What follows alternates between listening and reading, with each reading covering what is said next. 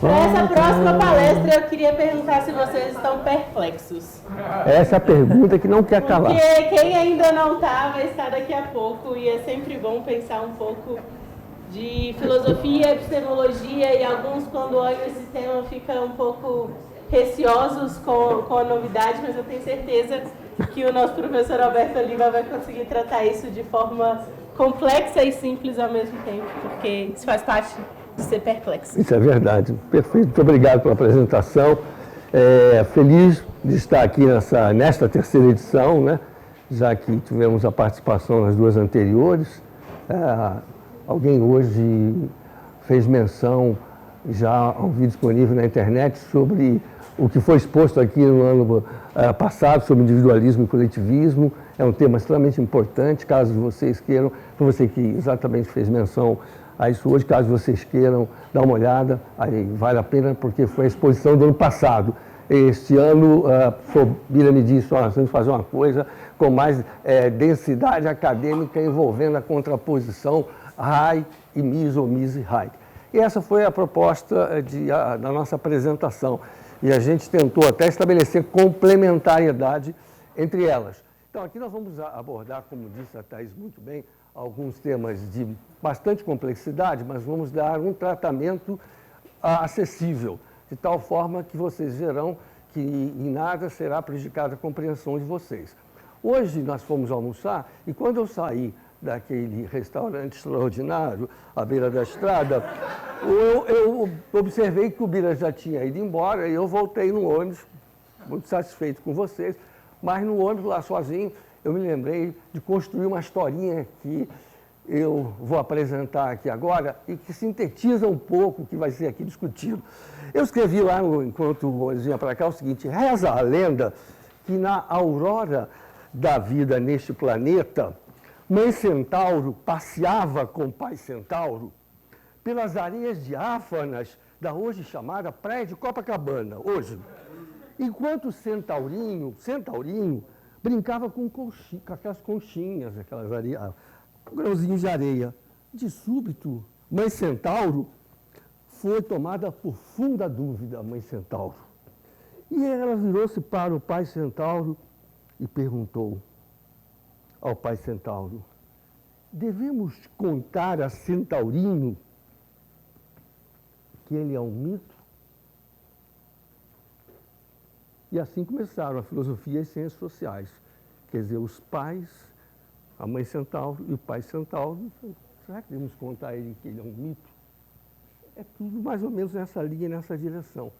Depois vocês vão ver por quê. Eu aperto aqui?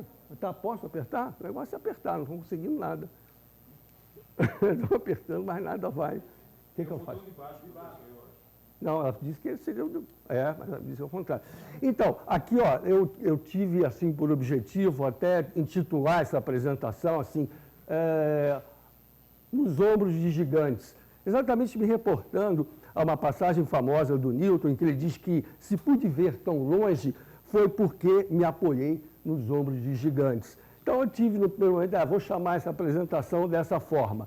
Então, a nossa discussão vai ser, assim, fundamentalmente, em torno da problemática das ciências sociais, que aqui são objeto dos estudos, das investigações do Mises e do Hayek. Tem um problema fundamental. Acho que eu estou ficando atrás. Posso ficar por lá? Não. Só aqui mesmo. Então, a questão aqui, primeiro, que eu queria colocar em discussão com vocês é a interação sincrônica e diacrônica dos fatos psicossociais.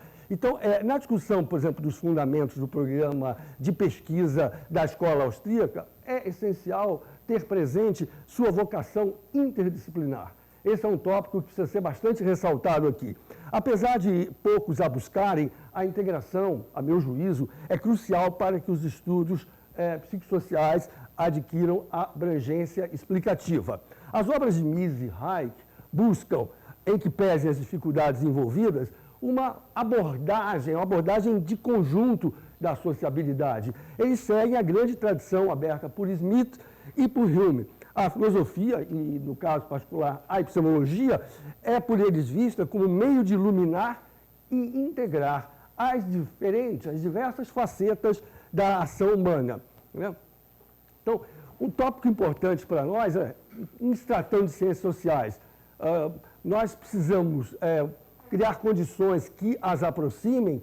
É possível demarcar áreas de competência ou elas devem viver de forma apartada, como tem ocorrido historicamente? Me parece que o afã de inaugurar as várias ciências sociais, né, e conferindo a cada uma um objeto próprio, esse é um aspecto importante, acabou criando fronteiras artificiais e quase sempre fechadas entre elas. Então, a despeito, eu acho, de terem seu campo próprio de pesquisa, acredito eu que política, sociologia, psicologia, economia, etc., elas deveriam, no mínimo, se preocuparem em se tornar, né, ficou faltando, não sei, tornar complementares suas pesquisas e seus resultados. O exemplo clássico de isolacionismo, por exemplo, é a explicação do Durkheim do suicídio.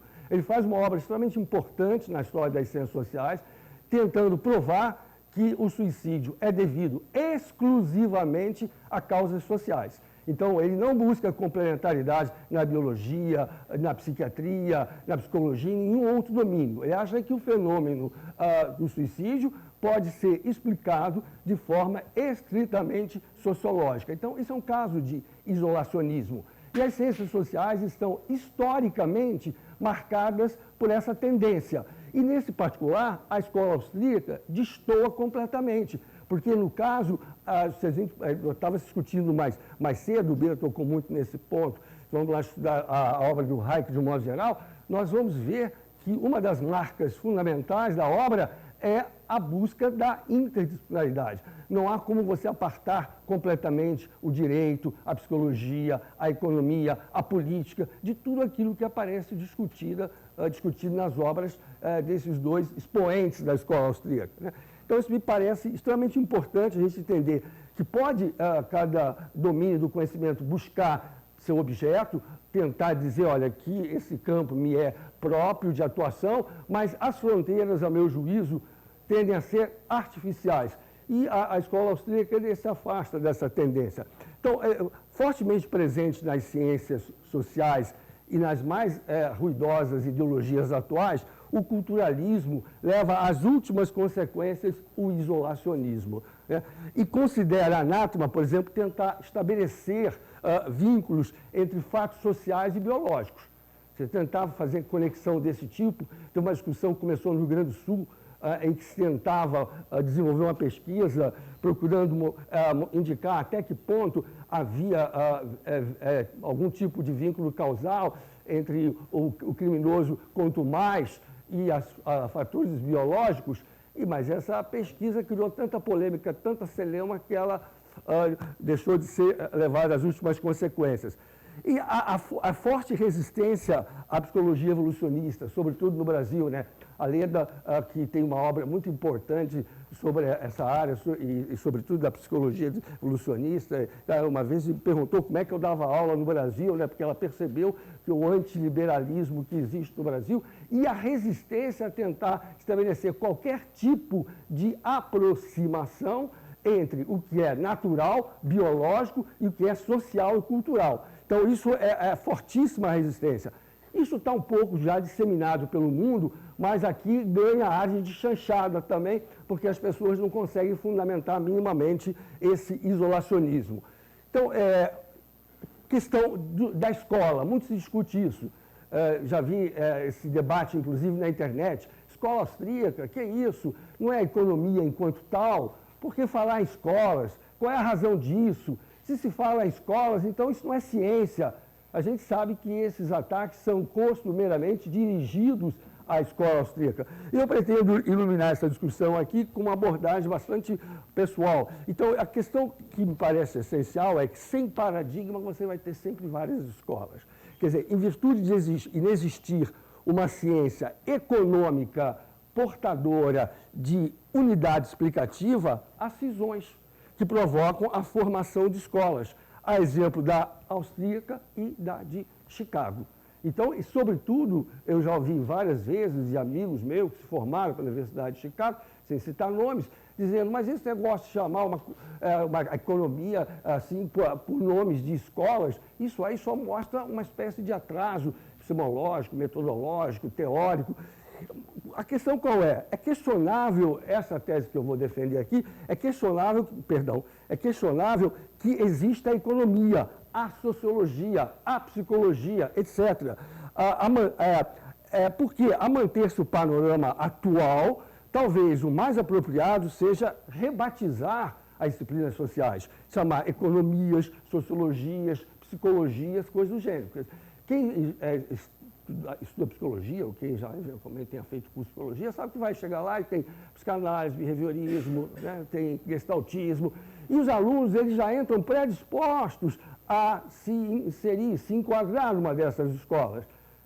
Mais das vezes, eles não prestam a menor atenção nas visões e correntes alternativas. Então, os professores só são, em parte, responsáveis pelo fato de os alunos mostrarem inclinação para seguir mais uma linha de pensamento que outra, né? Então, isso é um ponto importante. Por mais que as diversas teorias econômicas nominalmente se reportem aos mesmos fatos, a verdade é que essas teorias econômicas reconstroem esses fatos de modos muito diferentes. Porque toda e qualquer ciência, à medida que ela se dedica a construir explicações, ela tem que dar um tratamento diferenciado aos fatos.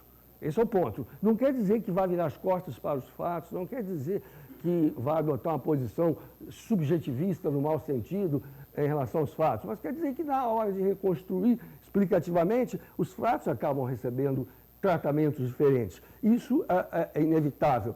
Então, tem um ponto fundamental, a incomunicabilidade explicativa. Se uma teoria social leva, por exemplo, em conta o sentido subjetivo da ação, como tão bem destacou o grande Max Weber, ou a finalidade da ação, também do grande Mises, e outra defende que tudo que se pode investigar é o comportamento observável, por exemplo, o caso do behaviorismo, tão combatido pelo Hayek, pelo Mises em várias suas obras, e principalmente no livro Os Fundamentos Últimos da Ciência Econômica. Então, se as posições estão colocadas dessa forma, de forma excludente, fica inviabilizado o intercâmbio crítico entre elas, a ponto de suas diferenças permanecerem congeladas. Então, por isso que também vocês veem isso foi abordado antes, você tem uma espécie de pane na comunicação, porque as pessoas ficam entrincheiradas, defendendo certas posições, e elas não têm como estabelecer diálogo com visões diferentes ou alternativas. Exatamente por esses aspectos que estão aqui sendo mencionados, porque não há a possibilidade de você colocar, por exemplo, um behaviorista conversando com o Mises. Ele faz duros ataques ao behaviorismo, a essa ideia de que tudo que importa é acompanhar e explicar o comportamento observável. Não dá, porque se você está discutindo sentido subjetivo, isso não é observável. Se você está discutindo finalidade da ação, isso também não é observável.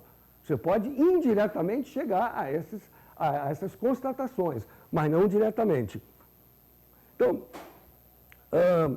visto que as diferentes teorias de uma mesma disciplina social adotam pressuposições absolutas, o que é uma pressuposição absoluta? Essa ideia de que temos que olhar para o sentido subjetivo. Então, essa posição está fechada. E o outro adota outra posição com base em outra pressuposição absoluta de que tudo que a gente pode investigar sempre é o que é observável. O que não tem como ser empiricamente acompanhado não pode se tornar objeto de ciência. Então, não há diálogo. Por isso que você acaba caindo na incomunicabilidade explicativa. Uma coisa fundamental, que até conversei bastante com Bira sobre isso, é que mainstream não é paradigma. As pessoas ficam falando, mas o mainstream para lá, qual é o da psicologia, qual é o da sociologia, qual é a da economia? A existência de uma corrente prevalecente não unifica a pesquisa, sob a égide de um modelo teórico. Não torna consensual a escolha de problemas legítimos a investigar e das soluções a considerar aceitáveis. Esse é o ponto. Então, qual é o mainstream hoje da economia? Mas o mainstream, seja ele qual for, não é paradigma. Mesmo porque todos os economistas não chegarão à concordância a respeito de que problemas considerar legítimos e a respeito de que soluções considerar aceitáveis. E é um aspecto fundamental, né? A presença de um mainstream é insuficiente para impedir a proliferação de explicações, né? Sem contar que a teoria hoje mais aceita pode vir a se mostrar limitada e até mesmo se revelar falsa. Nada impede.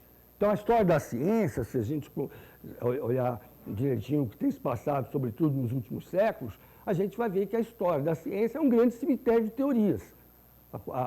As grandes teorias, em algum momento, acabaram sendo substituídas por outras. Caso, por exemplo, da mecânica clássica de Newton, que foi a teoria mais confirmada empiricamente durante um certo lapso de tempo. Então, esse é um aspecto importante. Mainstream não é paradigma.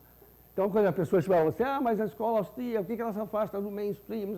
A resposta é essa. Não há como buscar refúgio no mainstream para atacar a escola austríaca, dizendo que é simplesmente uma vertente de pensamento, que não representa a economia enquanto tal. Esse não é um bom argumento. Nós temos um problema nas ciências sociais também, que é esse outro, né? A dispersão explicativa e o risco de ideologização. Então, a ausência de paradigma capaz de unificar a pesquisa gera multiplicação de óticas e explicações. Não há em ciências sociais, o que o Kuhn, acabou de ser um livro sobre ele, que tem um trabalho meu lá, que se chama Thomas Kuhn e as Ciências Humanas, não há em ciências sociais o que Kuhn chama de ciência normal, aplicação de um modelo estándar de solução a problemas rigidamente especificados como os únicos legítimos. Não há ciência normal, no sentido de que a discussão ela é endêmica, o debate ele é insuperável. Por isso é que você tem sempre o risco da ideologização e não há como neutralizá-lo.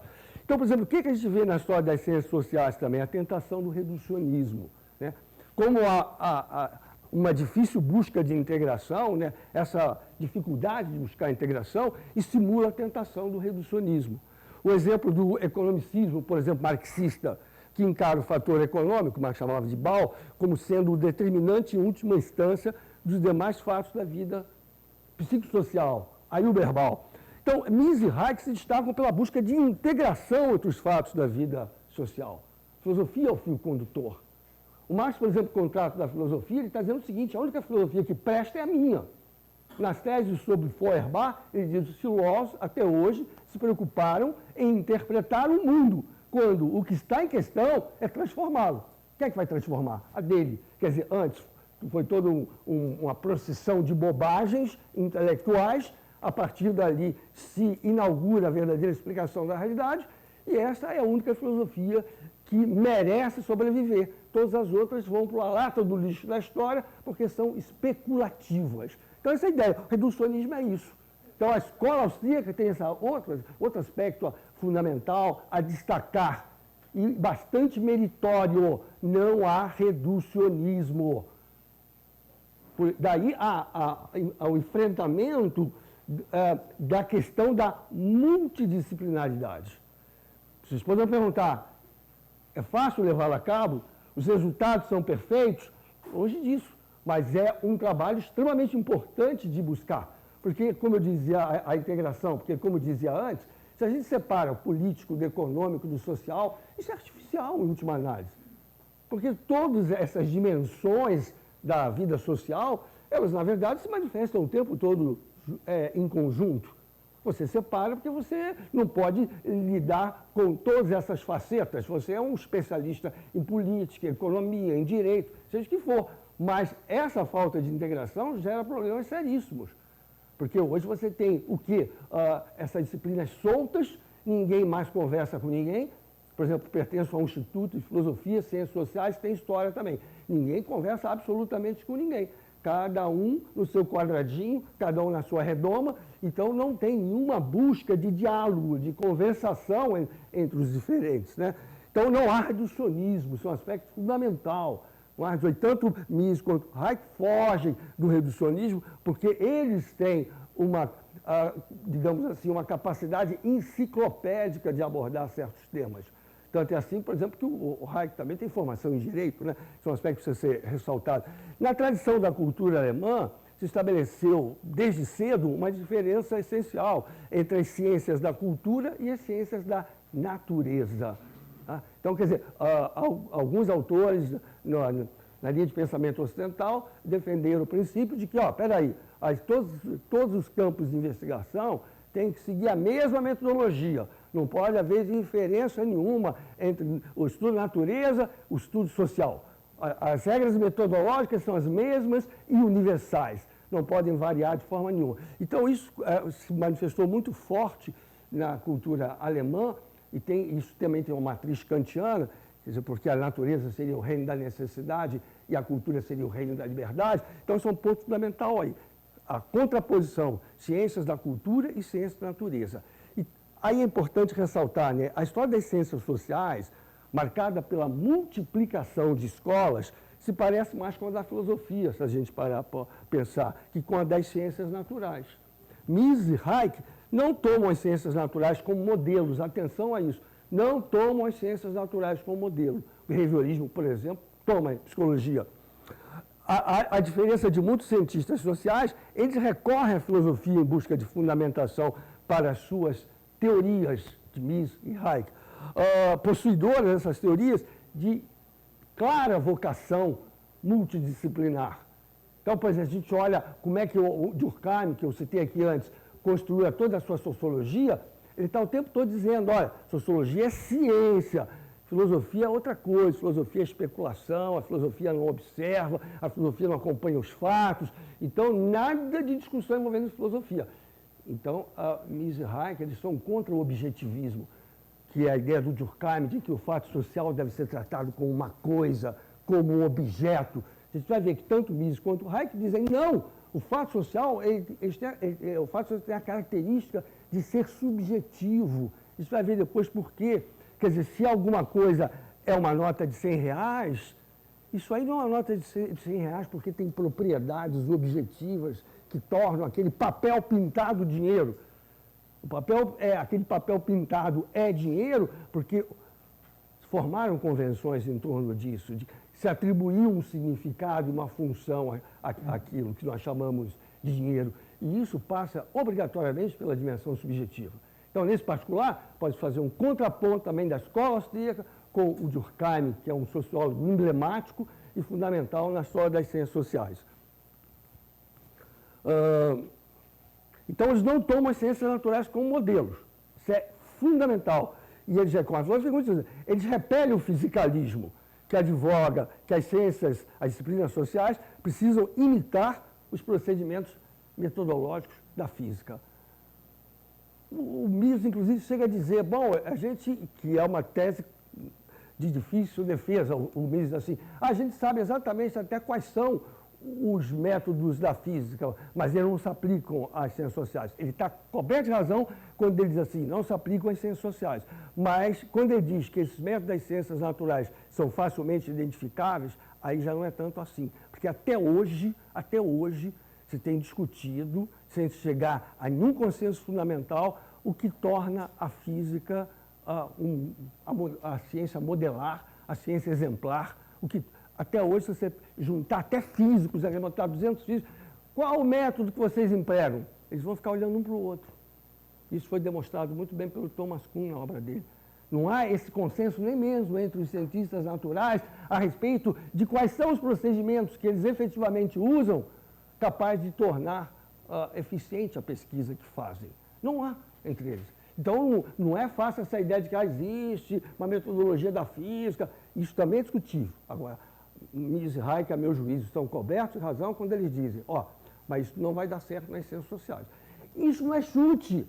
Até eu mostro mais à frente. Isso não é chute por quê? Porque toda vez que se tentou aplicar aquele que seria o modelo das ciências naturais, o resultado foi muito ruim, foi pífio.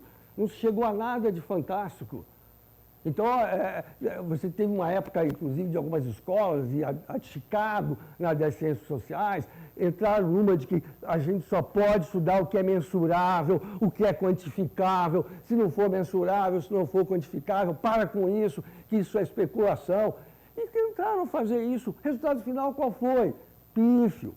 Esse é o ponto. Gerando quantofrenia, gerando aquilo que a gente chama tecnicamente de uma visão testomaníaca, sai testando tudo. E, no fim das contas, explicou o quê? Muito pouco ou nada. Então, esse é um ponto essencial. Essa imitação das ciências naturais, atenção, ela foi tentada inúmeras vezes. Então, quando o Hayek e Mises estão dizendo essa imitação não funciona, são cobertos de razão. E quando propõe um modelo alternativo, ele precisa ser discutido a sério.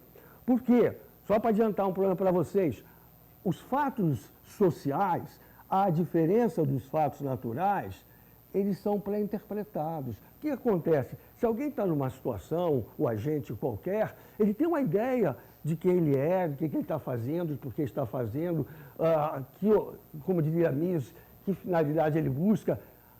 Uma pessoa que se joga do 14º andar, nós temos que discutir a finalidade da ação, o sentido da ação. Uma pedra que cai do 14º andar não envolve esse tipo de consideração. Então, os fatos sociais, eles são pré-interpretados, estão carregados de significado. Enquanto que fato natural é uma ocorrência. Você ficar perguntando para o elétron, você está satisfeito com a vida? Agora, você pode perguntar a alguém, o que você acha da sociedade na qual você vive? E fazer um estudo de questionário que você vai ter uma visão, não sei se muito esclarecedora, mas vai te dar uma ideia do que as pessoas estão achando. Então, essa é uma diferença essencial. Fatos sociais são pré-interpretados, sempre. Agora, você diz, mas quando fala assim de PIB, não sei o que, nós estamos falando daqueles fatos que envolvem ação e finalidade, na perspectiva do Mises. Tá? Aí você tem sempre pré-interpretação. Não dá para você chegar e dizer, é simples ocorrência. Não é. E aí gera toda a complexidade das ciências sociais. Porque como é que você vai lidar com essa carga significativa? Como é que você vai lidar com essa dimensão pré-interpretada dos fatos? Esse seria o aspecto fundamental. Aqui eu até faço uma brincadeira bíblica, né? Muitos os chamados, poucos os escolhidos, né? Porque você tem a inexistência de escolas em física, química ou biologia. Hoje ninguém está falando em biologia, que seria a ciência que gera mais discussão metodológica, conceitual. Ninguém está falando em biologia assim. Vamos voltar a Lamarck. Vamos voltar a Lamarck. Ninguém está levando isso a sério, em lugar nenhum. Então, a inexistência de escolas nessas ciências torna inevitável colocar em discussão as causas da polêmica entranhada nas ciências sociais e que deságua no entrincheiramento. O que é o entrincheiramento? Cada ismo se enclausura e se mete em seu casulo. Fica lá, fechado, fica lá, o que a gente mais vê. Então, as ciências sociais, hoje, eu vou dizer a vocês, tem um dispêndio, investimento em pesquisa mesmo, em instituições, para gerar resultados que, infelizmente, não ficam só aquém do desejado, são resultados que, na maioria das vezes, se você espremer bem, vai dizer, e daí, o que se alcançou, o que se explicou? Não é a discussão aqui, o que eu faço com isso? Não é uma coisa instrumental, o que eu faço com isso? É uma coisa mais importante ainda, quer dizer, o que eu estou explicando com essas teorias? Então, eu tive há algum tempo interesse por um rapaz que foi fazer um pós-doutorado comigo, ele vinha das ciências sociais, ele falou ali, você precisa ver as teses que estão sendo defendidas no Brasil. Aí eu fui dar uma olhada, caí para trás, literalmente, porque o que estavam defendendo, assim, nas teses, pô, se você perguntar relevância, se você perguntar embasamento, se você perguntar metodologia, aí começa a chorar. Então, o intercâmbio crítico precisa ser viabilizado até mesmo no interior de uma mesma escola, né? São paralisantes as divergências insanáveis entre teóricos filiados à mesma corrente. Então, exemplos emblemáticos, marxismo e a psicanálise. Você vai ver discussões internas nesses movimentos enormes, insuperáveis também. Basta você vir na psicanálise, discussão envolvendo os lacanianos, envolvendo, por exemplo, os junguianos, os freudianos. No marxismo você tem uma polarização fundamental entre os hegelianos e aqueles que acham que o marxismo precisa se tornar uma teoria científica e se afastar também completamente da filosofia, como o caso, por exemplo, do filósofo francês Louis Althusser. Então, agora, o Bira mencionou esse aspecto fundamental, né? Que aqui eu falo que entre os austríacos também emergem guerras intestinas, né? E o Bira citou o Hoppe em seu texto iconoclasta, né? Bem destrutivo, porque Mises e não Hayek, que aí você vai discutindo isso dentro de uma mesma escola, você cria outras divisões que acabam gerando o quê? Ainda mais afastamento da possibilidade de uma convergência interna que seria essencial para depois você tentar fazer com que aquela teoria ganhasse o maior número de adeptos externamente falando. Você não consegue. Então, essas guerras intestinas têm esse problema. Aqui eu já mostrei isso aqui.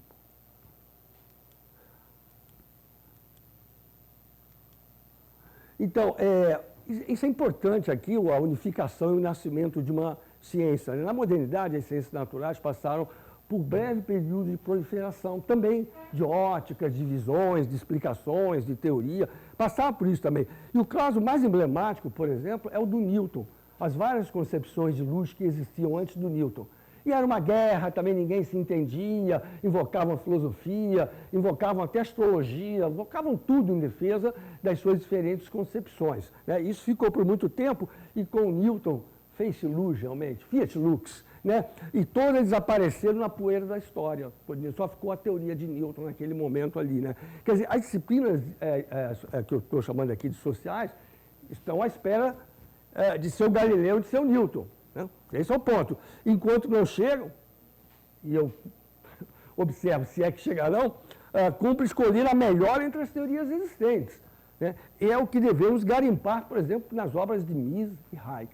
Nós estamos aqui atrás daquilo que a gente chama tecnicamente de credibilidade relativa. O que é a credibilidade relativa? Eu tenho duas teorias, eu preciso compará-las para ver quais são os seus respectivos defeitos e qualidades para que eu opte por uma. É isso que está em questão. Já que eu não tenho nenhuma que se imponha como paradigma. A credibilidade absoluta, eu vejo muito isso nas discussões também, nem me meto questões assim que vão me aborrecer, aí chega alguém e diz assim, não, essa teoria aqui é a verdade. Isso é credibilidade absoluta. Isso não se pode pretender nas ciências sociais. Isto é um absurdo. Pretender credibilidade absoluta, porque a credibilidade absoluta significa esta é a teoria verdadeira e as demais, por consequência, são falsas. E ninguém vai jamais conseguir provar isso. Então, acho que só a temeridade essa discussão. O que importa é a credibilidade relativa. Você compara 2, 3, 4 teorias e você identifica maior conteúdo de verdade, menor conteúdo de falsidade, maior capacidade explicativa, maior poder de previsão, de predição. Esses são os seus critérios. Então, você faz uma escolha com base no requisito da credibilidade relativa e não da credibilidade absoluta, que ele já está querendo muito. Né? Esse é o ponto.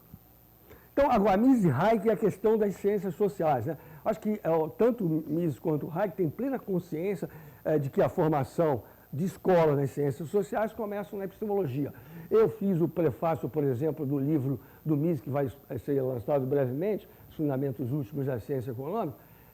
Você vê um autor, por exemplo, que ele conhece profundamente a discussão de epistemologia, teoria do conhecimento, filosofia da sua época, entendeu? E ele mergulha fundo e tenta dar respostas originais. Esse é o ponto fundamental. Então, a gente vê que tanto Mises quanto Hayek, eles se deparam com a seguinte questão epistemológica.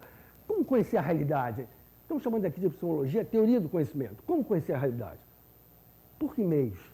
Através de que procedimentos? Isso nós vamos chamar aqui de epistemologia de forma bem simples. E chega a questão ontológica. O que há para conhecer?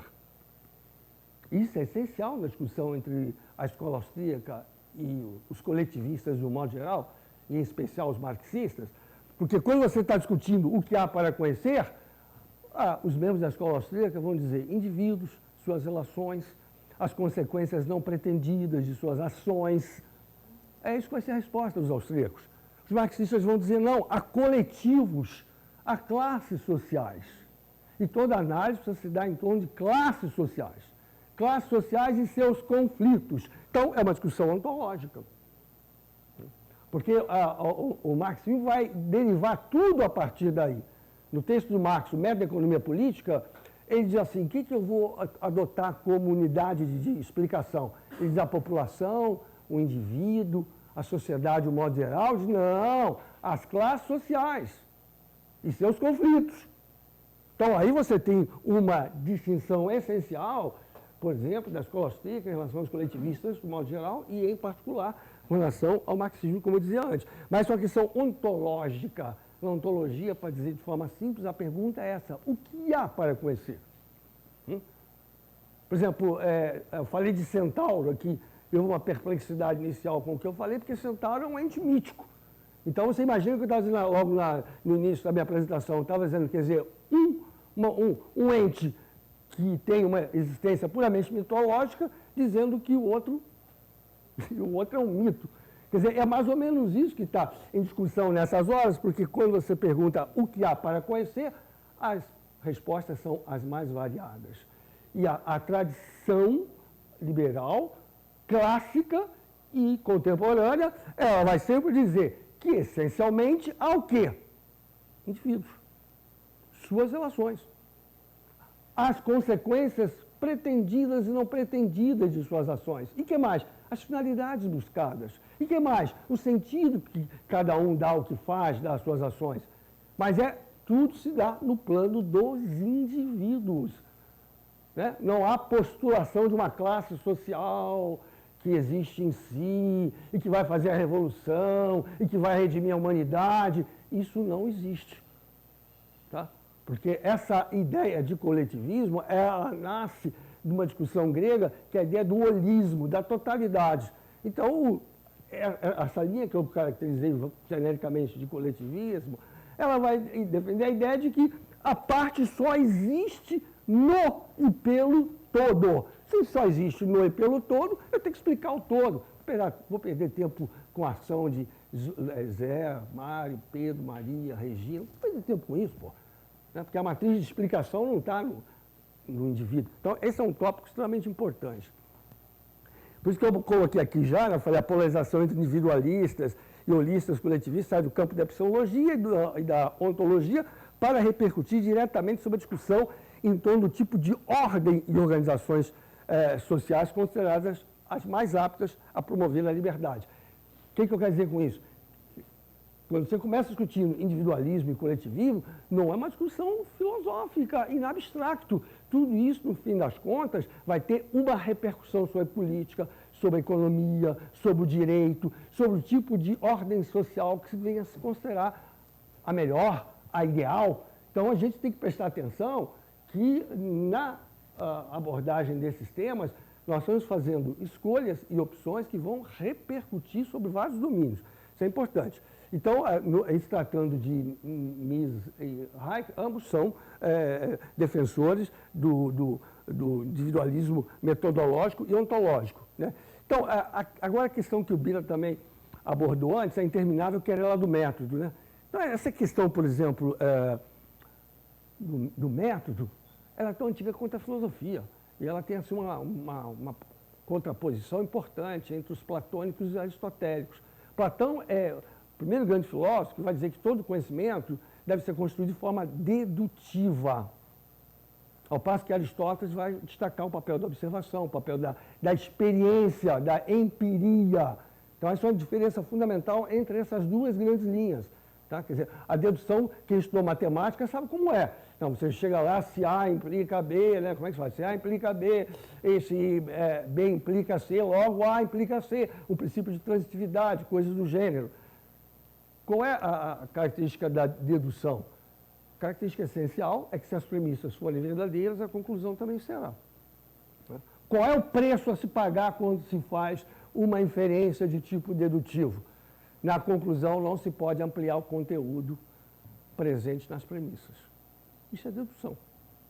Então, esse é o grande problema na discussão, por exemplo, da metodologia de Mises. Porque aí você vai ter um modelo dedutivo que vai ter que enfrentar essa grande discussão. Pode-se ampliar conteúdo na conclusão em relação àquele que se fazia presente nas premissas? Pode-se fazer isso.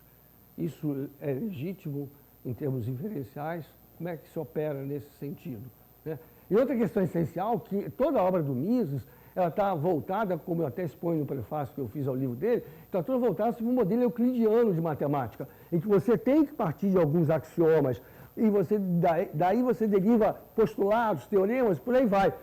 E a partir do século XX, na lógica e na matemática, o que entrou em cena foi a seguinte visão, e ela acabou preponderando. A ideia é a seguinte, quer dizer, você escolhe o ponto de partida do seu sistema formal. Escolhe as suas premissas. Depois você mostra o que você consegue derivar. Então, essa é uma discussão que eu faço um pouco mais à frente também. Então, historicamente, se vocês pegarem a história da ciência, vocês vão ver que tem uma discussão entre os dedutivistas e os indutivistas. O que é indutivista?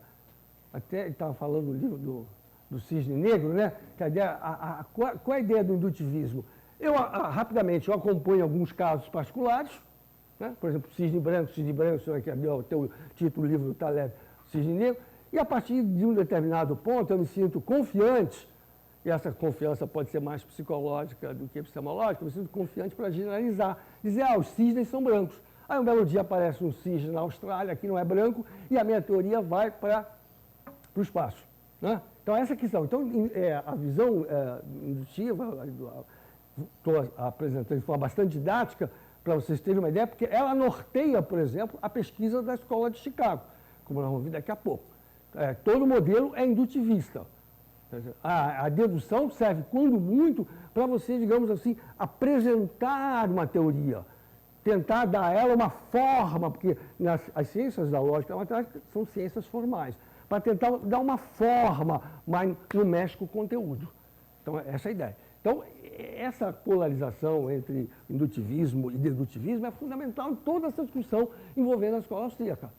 Porque se você não entender que, por exemplo, Mises adota uma posição dedutivista, que é completamente contrária à do Milton Friedman, sobretudo no texto dele clássico, sobre o que é uma ciência positiva, se tratando de economia, então vai ficar no escuro, não vai entender nada dessas coisas. Então, é importante, Mises deve ser enquadrado entre os dedutivistas.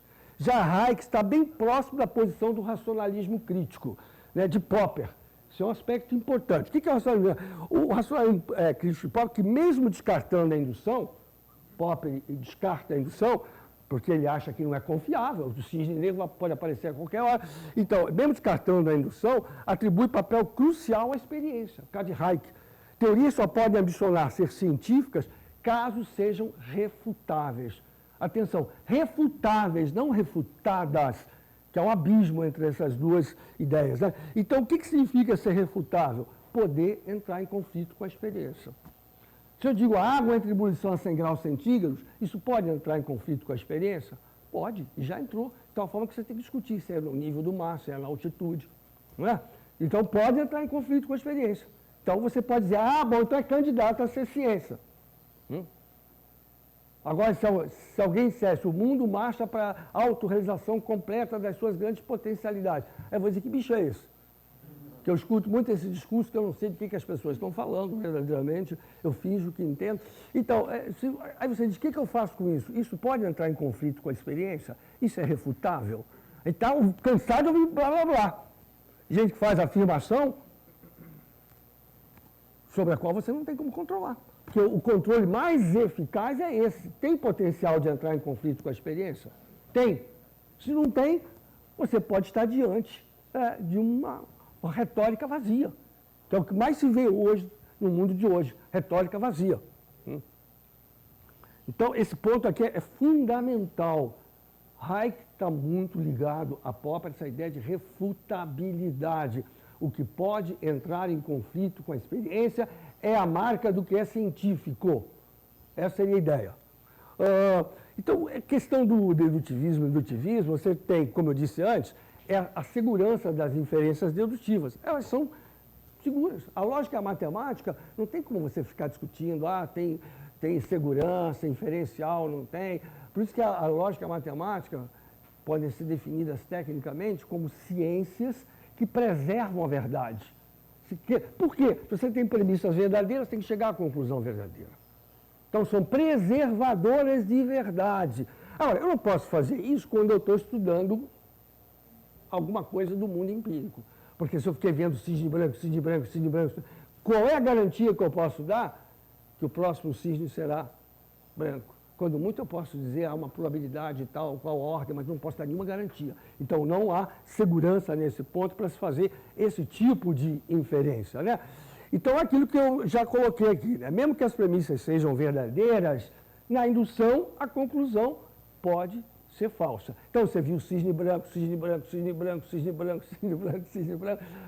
Aí você falou, os cisnes são brancos. Então, as premissas são verdadeiras. Você viu o cisne 1 era branco, cisne 2 era branco, cisne 3 era branco. Está tudo perfeito, não está se discutindo nada no campo das premissas. Agora, quando você diz, os cisnes são brancos, então o problema é que eu posso ter premissas verdadeiras e conclusão falsa. E aí é que está o calcanhar de Aquiles do negócio. Por isso, essa é uma das razões pelas quais, por exemplo, o Mises não é indutivista também, e o próprio Hayek também não adota uma metodologia como a de Chicago, mesmo dando valor, digamos assim, dando grande valor ao papel da experiência. Esse é um ponto fundamental, né? Então, já falei do cisne aí. Então, agora, só para vocês verem a posição, por exemplo, do Friedman, né? Ele apresenta como tarefa da economia positiva, atenção, isso é a expressão máxima da escola de Chicago, né? Ele diz assim, fornecer um sistema de generalizações, os cisnes são brancos, passíveis de ser usados para fazer previsões corretas sobre as consequências de qualquer mudança nas circunstâncias. Diz o Friedman, de tal modo que sua performance deve ser julgada pela precisão, alcance, conformidade com a experiência, etc, etc. Então, e nos antípodas, na posição contrária de Mises e Hayek, Friedman conclui, a economia positiva é ou pode ser uma ciência objetiva, precisamente no mesmo sentido que qualquer das ciências físicas. Isso aí é virar de cabeça para baixo a escola austríaca, essa afirmação. Sobretudo porque tudo isso é rejeitado tanto por Mises quanto por Hayek. Quer dizer, essa ideia da imitação, dos procedimentos da física, essa ideia que você pode dar um tratamento estritamente objetivo, e tudo isso é completamente rejeitado, e sobretudo porque tem a questão complementar, que em ciências sociais, mesmo quando você faz uma boa generalização, alguém vai sempre poder perguntar a você, e daí, por exemplo, estava lendo há uns anos atrás, uma pesquisa que saiu na Ásia, mostrando que tem um nível maior de suicídio entre aquelas pessoas, por exemplo, que moram em cubículos, moram em apartamentos de 15 metros quadrados, blá, blá, blá. Tudo bem, era um estudo que fez um levantamento numa área importante de cidades, lá, não me lembro agora se foi no Camboja, não sei onde for.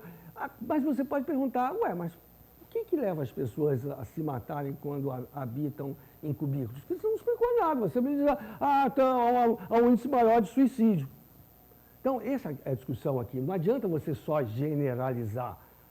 A generalização é fundamental em qualquer ciência, mas no caso das ciências sociais, generalizar é importante, mas é insuficiente, porque você vai sempre poder continuar fazendo perguntas do tipo, por quê? Esse é o ponto essencial. Então, aqui rapidamente, porque já estamos caminhando já para o fim, né? Então, é importante ter presente a proximidade do Hayek com Popper, por exemplo. Os dois pertenceram à London School of Economics, né? Isso não é alguma coisa acidental. Foi extremamente importante e o Popper fundou lá um núcleo de filosofia da ciência que acabou tendo também bastante influência sobre o Hayek. No livro, por exemplo, A Pobreza do Historicismo, que é um livro extremamente importante contra o coletivismo, escrito numa época em que o coletivismo estava no auge, a miséria do historicismo, e outro livro clássico do Popper, A Sociedade Aberta e os Inimigos, o Popper fala o tempo todo de Hayek.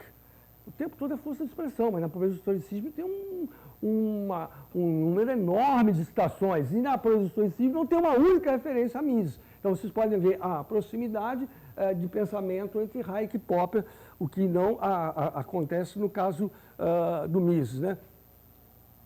E aqui ele faz um reconhecimento ao Popper, dizendo que é o filósofo da ciência que abriu o caminho para nós, essa coisa toda aí. Então, isso aí depois, como disse também o Bira, se alguém quiser, a gente pode disponibilizar toda essa apresentação, porque eu acho que não dá para ficar mostrando tudo isso, não haverá tempo para isso, né? Então, aqui estabelecendo algumas diferenças também, a diferença de Hayek, Mises pensa que os fatos sociais se mostram impermeáveis ao tipo de abordagem que se tem caracterizado como método empírico. O aprimorismo é isso. É uma descrença no método empírico aplicado às ciências sociais. Essa descrença é fundamental para a gente entender o que é a praxeologia, o que é o apriorismo, em que ele se fundamenta. Esse é um ponto essencial. né? O Mises acredita que se pode identificar o que responde pelo sucesso explicativo e preditivo de ciências como a física. No entanto, ele considera, como eu disse antes, infecundo você transplantar procedimentos das ciências naturais para as sociais. Então, esse é um ponto aqui essencial de divergência entre o Mises e o Hayek. Tá? Questão do método empírico.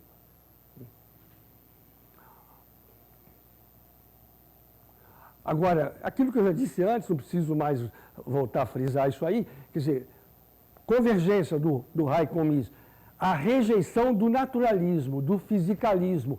Por isso que o Hayek vai dizer, o objeto das ciências sociais ou os fatos com os quais lidam, também são opiniões. Aquilo que eu dizia antes. Lembra que eu falava antes com vocês? Olha, os fatos sociais são pré-interpretados. São pré-interpretados. O que o Hayek está dizendo é que quando nós vamos estudar um fato econômico, um fato psicológico, um fato social de um modo geral, nós estamos estudando, na verdade, opiniões e não coisas, como defendia o Durkheim, não objetos como outros quaisquer. Nós estamos no fim das contas, estudando opiniões. Essa é a matéria, é o objeto de estudo das ciências sociais. Opiniões e não fatos. Então, esse é um ponto de convergência essencial entre os dois. Qual é? Rejeição do naturalismo, rejeição do fisicalismo, rejeição do objetivismo, né? A ideia de que fato social é objeto. Trata lá como se fosse um elétron, um átomo, tal, não dá para fazer isso. Então, as opiniões daqueles que são estudados é que interessam ao cientista social. E não tratar essas opiniões como meros objetos similares a quaisquer outros, sobretudo naturais. Então, esse o pomo da discórdia entre o Mises e Hayek é o método. Né? Eles concordam contra a natureza subjetiva dos fatos sociais, né?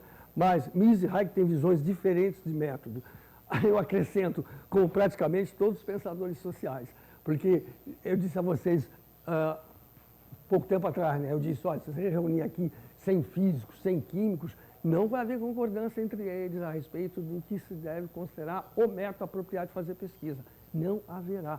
Mas acontece que nas ciências sociais você tem uma polêmica que não cessa, né? E ela é espraiada, ela é endêmica. Né? Você encontra, como eu disse antes, convergência, concordância, nem mesmo no seio de uma mesma escola. Esse é o ponto.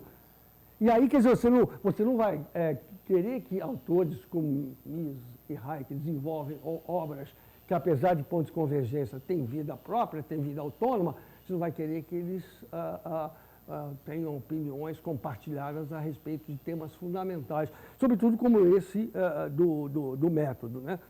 Então, Mises e Hayek se separam quando se trata de definir o papel da experiência no processo de formação e avaliação das teorias. A questão nodal, né, como é que você justifica a transição de certas premissas para determinada conclusão? A essa questão, eles dão respostas divergentes.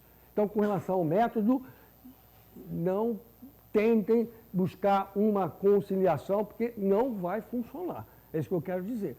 Eles podem até, como eu tento mostrar mais adiante, não haverá tempo para desenvolver isso, eles podem até convergir com relação a temas centrais da economia, cálculo econômico, mas no que tange à problemática do método, não chamem para sentar à mesma mesa, entendeu? Porque as divergências são profundas. Então, o apriorismo de Mises toma a dedução como modelo, deixando de conferir papel relevante à identificação de uma base rochosa de fato, entendeu?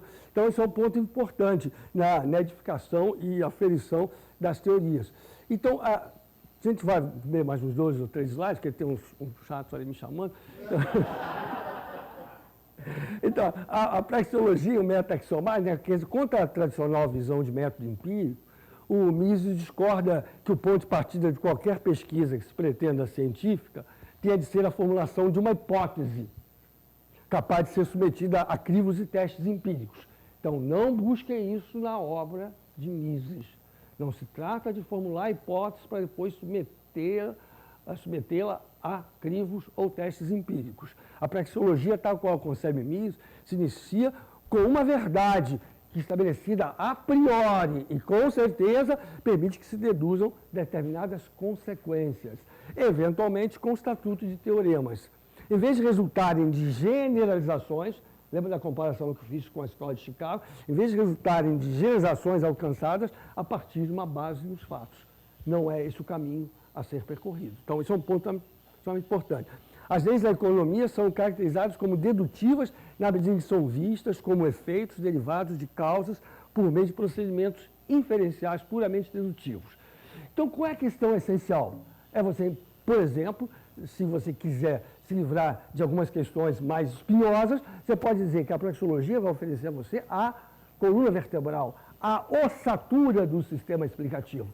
E essa ossatura, ela se mantém constante, porque o Mises, em alguns de seus textos, não só no Human Action, outros mais, ele diz assim, eu nunca disse que a experiência não tem papel algum, ele diz. Só que ele está dizendo, olha, eu tenho que o tempo todo me pautar por esse modelo a priorista e tentar ver exatamente, acompanhando a realidade, como é que eu vou promovendo exatamente os enquadramentos. Porque é óbvio que senão você vai criar uma teoria que não presta contas à realidade, que não se submete à experiência, e aí qualquer um poderá dizer, mas como é que eu vou avaliar essa teoria para ver se ela tem capacidade explicativa ou não? Problema sério. Então, acho que no livro dele, Epistemological Problems, não me lembro bem, chama bastante atenção para isso. Ele fala, não estamos dizendo que a experiência não deve se levar em conta em nenhum momento. O que ele está dizendo é o seguinte, que em se tratando de ação humana, a praxeologia quer nos oferecer exatamente alguma coisa que se mantenha a despeito das variações que vão se apresentando no mundo. Tanto é assim que ele salienta muito isso, né? Que quem estuda a história é que presta atenção naquilo que vai se alterando, naquilo que vai mudando, naquilo que vai se alterando. E quem estuda a praxeologia não dá atenção importante, fundamental à história, só quando quer cruzar o modelo com a realidade. Aí sim você não pode simplesmente virar as costas e dizer, não, eu vou fazer uma ciência puramente dedutiva em que tudo que acontece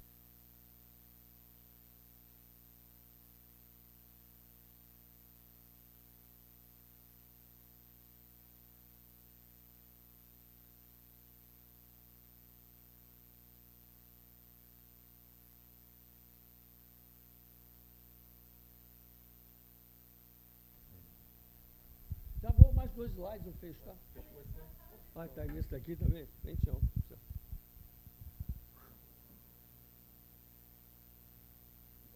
Bom, só para fechar, que isso aí é uma tese que eu defendi, que eu quero até depois desenvolver sob a forma de um artigo, que é uma tese, só para fechar, dizer a vocês o seguinte, se a gente olhar as principais críticas ao coletivismo e ao marxismo, tem uma matriz austríaca. Isso é fundamental ser entendido. Agora, há uma diferença essencial. Tá? Você tem uma matriz que é econômica e você tem a outra que é epistemológica. Então, se vocês olharem a obra do Mises, vocês vão ver que ela está toda construída, erigida, exatamente nessa dimensão que é econômica. Se vocês olharem para a obra do Hayek, e o professor Biratã salientou muito isso hoje, vocês vão ver a ênfase dada ao aspecto, à dimensão epistemológica. O problema da dispersão do conhecimento, a impossibilidade de você ter exatamente planificação central, porque o conhecimento está disperso entre os vários agentes, e por isso vai ser sempre um desastre. Isso é um argumento epistemológico. Nesse sentido, o Hayek continua a tradição inaugurada por Popper, que o Popper, quando ataca o marxismo e a psicanálise, ele é pioneiro nisso, o Popper vai atacar dizendo, olha, a psicanálise não consegue ser ciência, porque a psicanálise faz afirmações que a gente não tem como controlar empiricamente, diz o Popper. E o marxismo já tentou ser ciência, se esforçou para ser, e entrou no jogo, só que foi refutado. Porque, por exemplo, o marxismo diz, a revolução socialista acontecerá sempre nos países maior desenvolvimento das forças produtivas. E isso nunca aconteceu.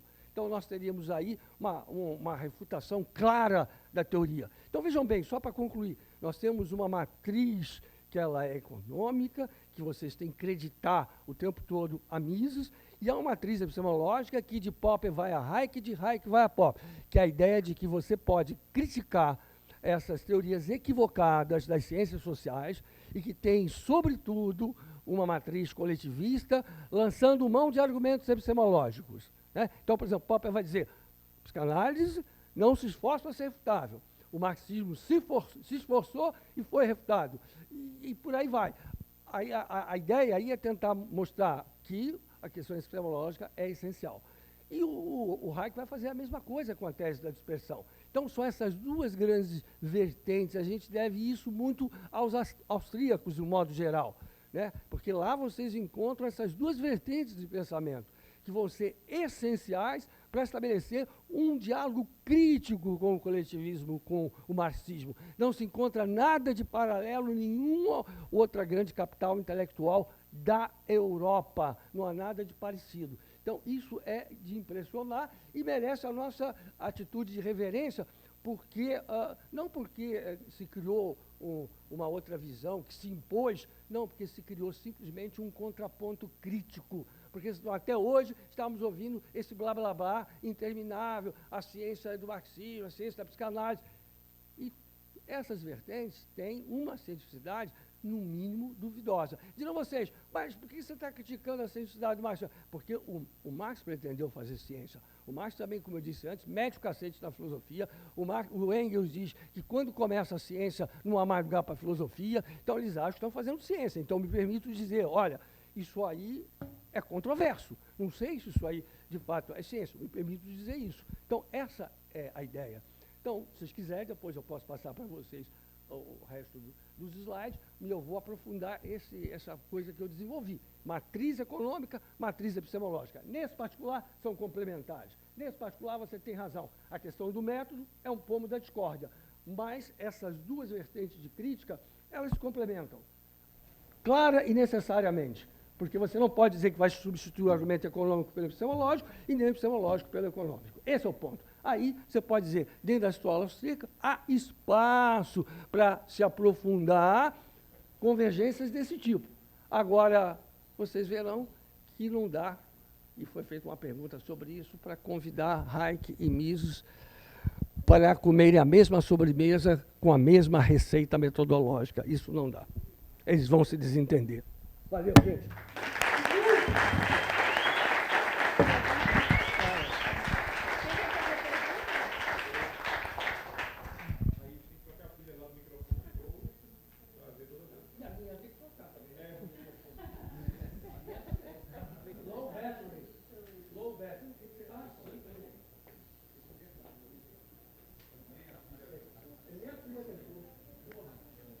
Posso fazer? Professor, para além da...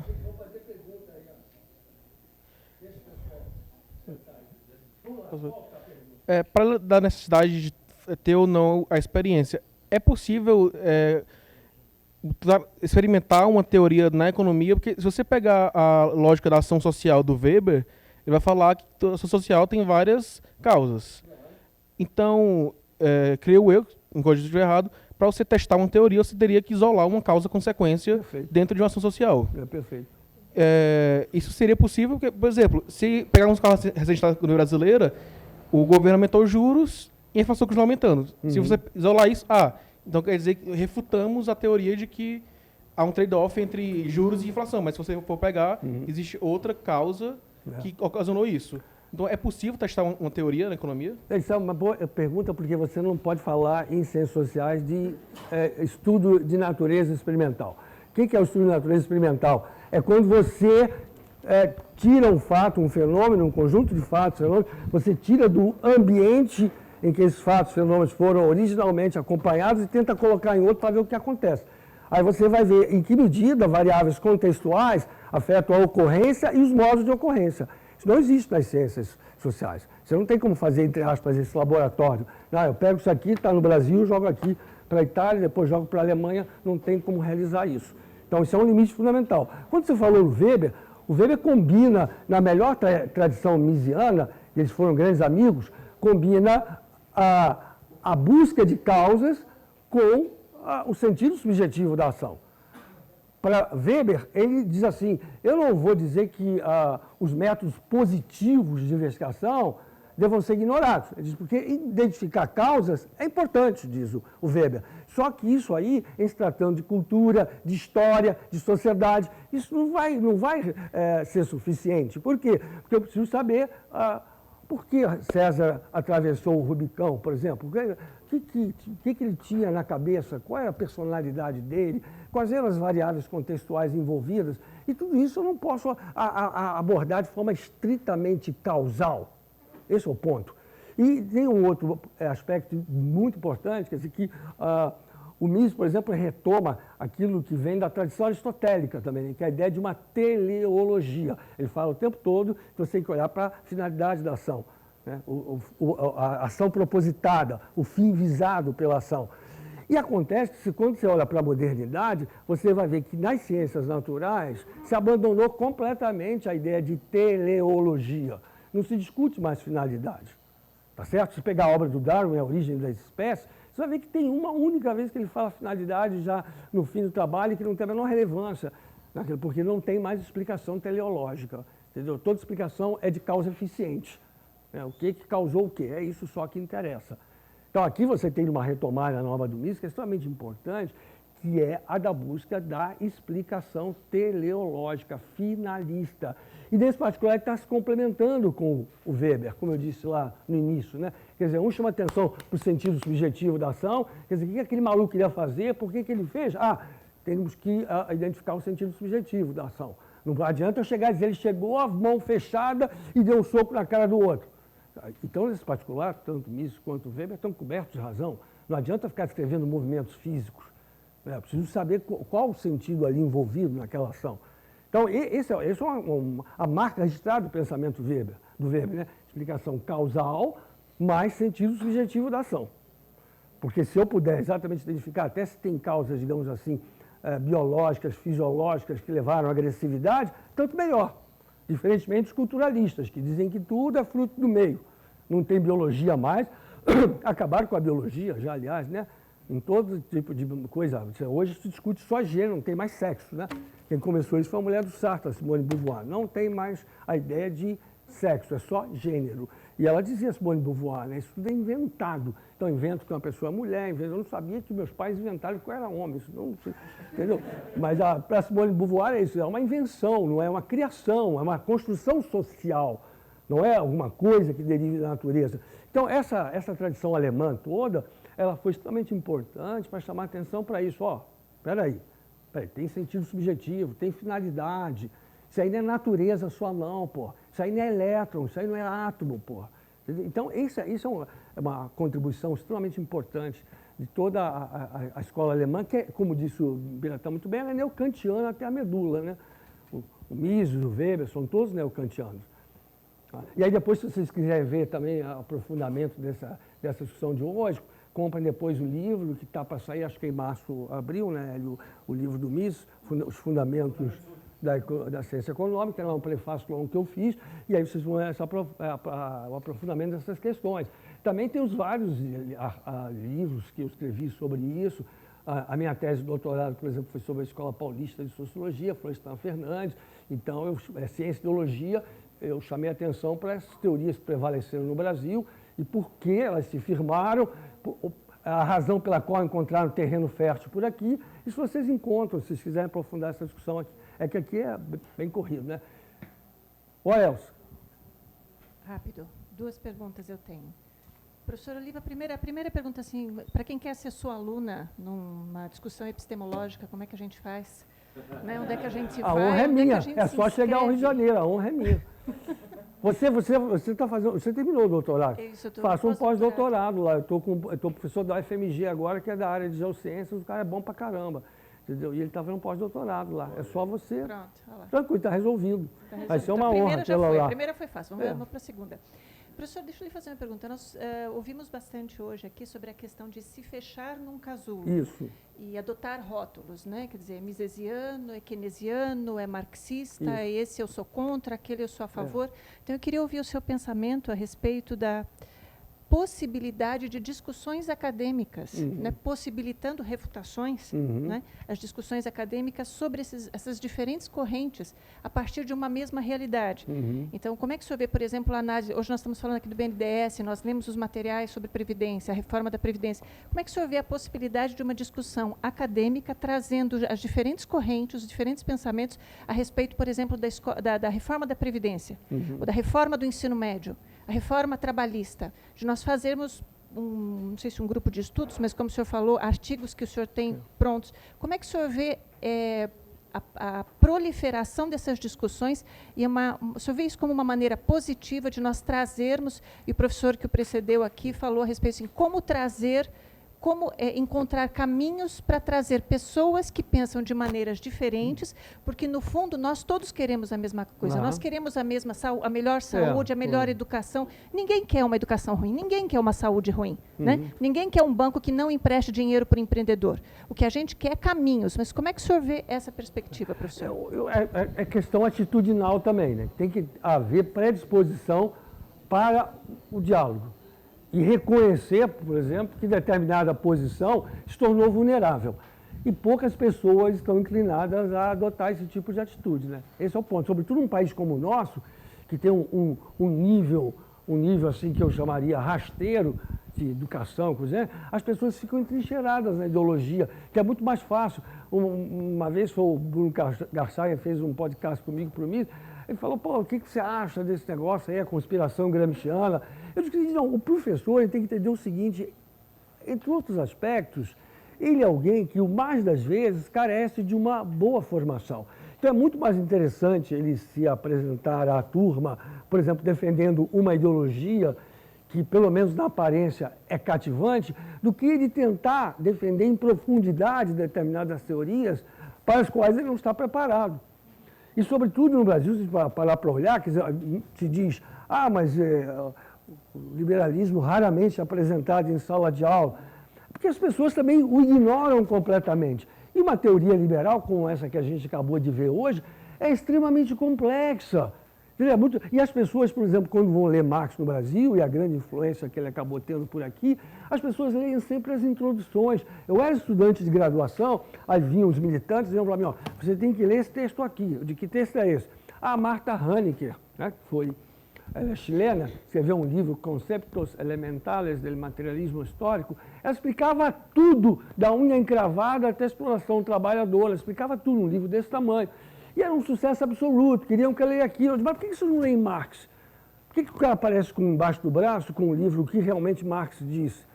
Então, no fundo, quer dizer, as pessoas elas ficam nesse plano raso e rasteiro e isso impossibilita qualquer diálogo. Aqui, por exemplo, você viu lá no início, eu mostrei, não adianta negar, o marxismo é reducionista, mas tem que você chegar aqui para conversar comigo, você tem que estar com peito aberto para chegar e dizer, não, eu não vou chegar aqui e te chamar de como fascista, energúmeno, não sei o quê, tá vendo? Uma aluna um dia veio me dizer, a cada novo curso seu, aparecem 5 ou 6 militantes que não façam o curso dele. Quer dizer, eu não controlo isso, e meus cursos são muito técnicos, eu nunca fiz pregação política em sala, nunca defendi nenhum político, partido, coisa nenhuma, entendeu? Mas não adianta. Então, como é que você vai conversar com esse tipo de pessoa que, primeiro, ela não tem a menor noção do que seja isso?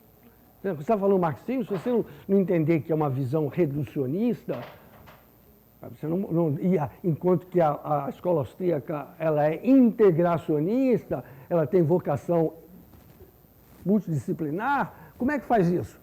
Porque quando você pega o direito, por exemplo, as teorias do direito alternativas, do ativismo jurídico no Brasil, elas são profundamente influenciadas pelo marxismo.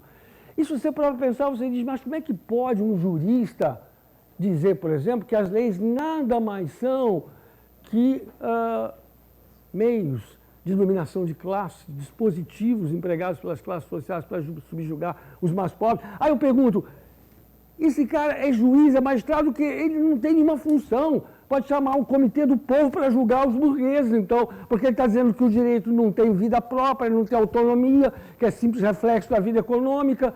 Eu digo o seguinte, como é que pode ter essa servidão voluntária de alguém chegar e dizer o seguinte, eu não existo? Porque você está dizendo, se você está dizendo que a economia determina em última instância tudo, o que você está fazendo aí?